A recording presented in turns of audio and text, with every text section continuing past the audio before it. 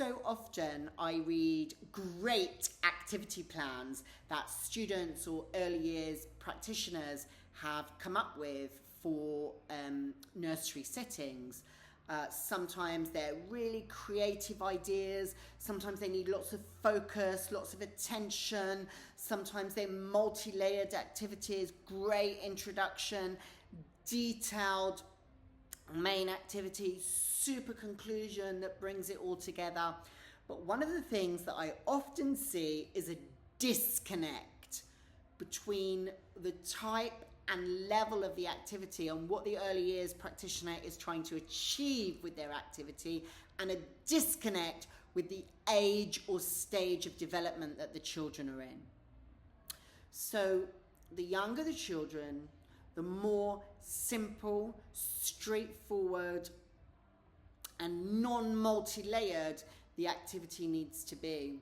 The younger the children, the more difficult it's going to be for the children to sit for sustained periods and take part in an activity that requires lots and lots of concentration and focus. And sometimes I see activity plans that are just too hard or too difficult for the children who's for the age group that it's based for. Story sequencing, for example, or putting puzzle pieces together, or understanding conceptual ideas.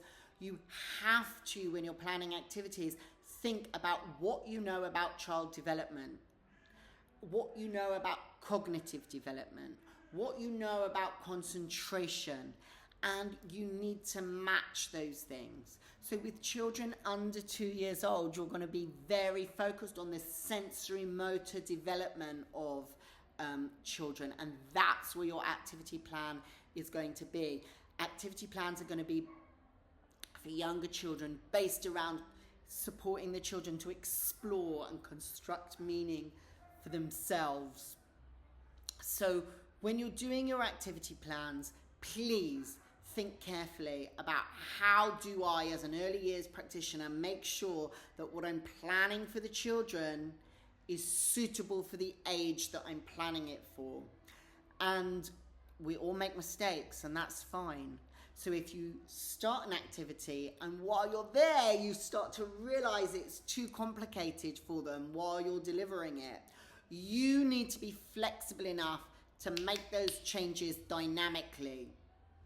Simplify, delayer, so that the children that you're doing it with, the ages that you're doing it with, it becomes suitable.